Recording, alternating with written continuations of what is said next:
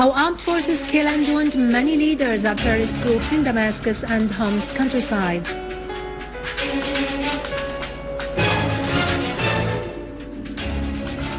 Nearly 100 people are killed and wounded in a series of terrorist explosions in Iraq.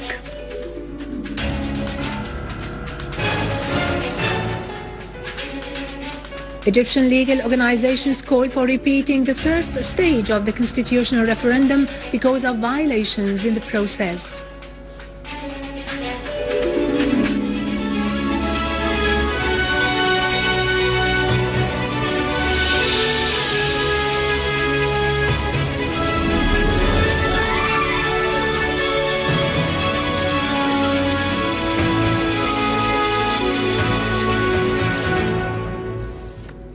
Good afternoon, this is Yarado Krikorian with the news in English.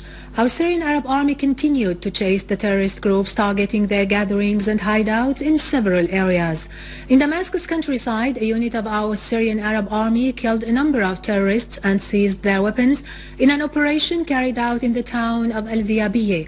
The operation led to the killing of the terrorist al-Sabil as well as 3 other terrorists. Also in the town of Arbin, Damascus countryside, a unit of our Syrian Arab army killed many terrorists at the square of Gunmen and destroyed their weapons.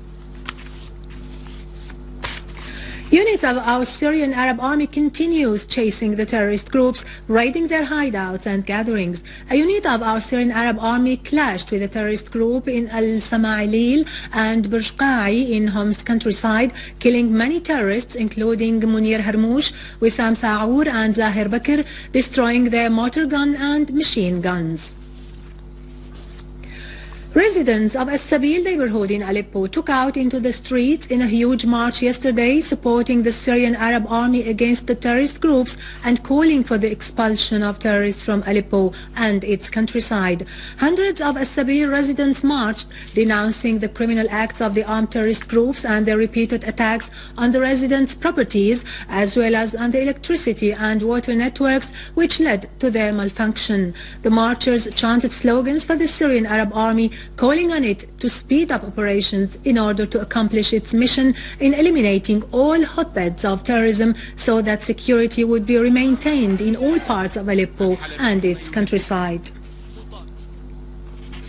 The Iranian Foreign Minister Ali Akbar Salehi asserted that the deployment of Patriot missiles on Turkish territory would be a provocative step with dire consequences. He said this step would never serve the security of this region. In Paris, the French National Front criticized the government's attitude to the crisis in Syria and its recognition of Al-Doha coalition. The leader of the front, Marine Le Pen, expressed surprise over this attitude. She said that France wanted to be the first to extend this recognition. But what does the government want to recognize? She warned against the intervention of some Western countries in Syria because that would bring to power a system consisting of Islamic extremist radicals like the case in Libya. The honorary leader of the front, Jean-Marie Le Pen, asserted that his defense of Syria was the basic role of justice and common sense. He pointed out that the problem in France was the result of a process of brainwashing about events in Syria.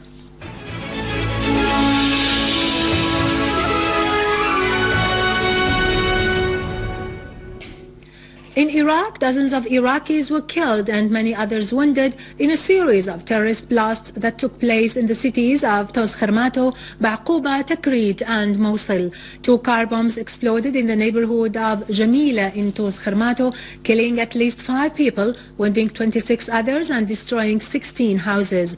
In Al-Mosul, a car bomb exploded in the village of Khazna, killing 5 civilians and wounding 12 others. Similar scenes were witnessed in Baqouba and al-Busalibi, where a series of car bombs and explosive devices blew up, killing several innocent Iraqis. In Tikrit, gunmen attacked a police checkpoint west of the city, killing a policeman and injuring 3 others, and as the police reached the place, the gunmen detonated a car bomb, killing 4 policemen and injuring 2 others. The attacks came after 19 Iraqis were killed and dozens were injured in different attacks north and south of Kirkuk. After the end of the first stage of the referendum on the constitution imposed by the Egyptian President Mahmoud Morsi, he refused to listen to the Egyptian people, who called for postponing this process and adjusting the draft constitution according to the aspirations of the Egyptian community. Some legal organizations registered certain violations in the first stage of the process. The operation room in the Club of Judges in Egypt said that it received more than 400 complaints from citizens concerning these violations, which included the lack of judges observing the process in the committees. Legal Egyptian organizations called for repeating the process and eliminating the results of the first stage because of these violations. As chaos and lack of security continued in Libya, 2 police stations were targeted in simultaneous attacks in Benghazi today morning. A police source said that an explosive device was thrown at an empty car parked in front of Qaryounis police station in western Benghazi, while another explosive device was thrown in front of another police station in the east of the city, damaging a front wall. The attacks came a day after assailants fired a rocket-propelled grenade at a Benghazi police compound that houses Patriot cars, damaging an office and killing 1 policeman. A gun battle followed and 3 of the police reinforcement who arrived at the scene were killed. Libya announced yesterday closing its borders with Algeria, Niger, Chad and Sudan as a result of the deterioration of the security situation in the south of the country.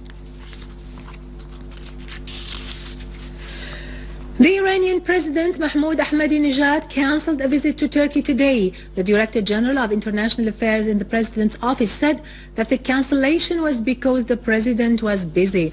The visit was supposed to be on the basis of an invitation from the Turkish Prime Minister in order to attend a celebration in the city Konya to commemorate the great Iranian poet Jalaluddin Rumi, who lived in the 13th century.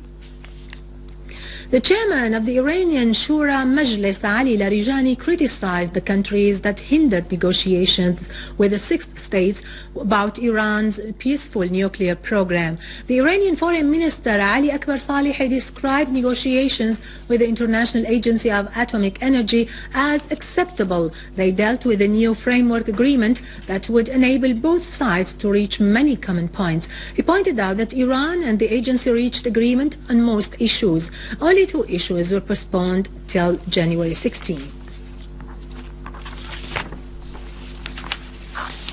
With this, we conclude our news bulletin for today. Thank you for watching. For more information about Syria and the region, and to view this bulletin again, you can always visit our website in English, SyriaOnline.sy. And now over to latest business and market news with Nariman Qassam after a short break.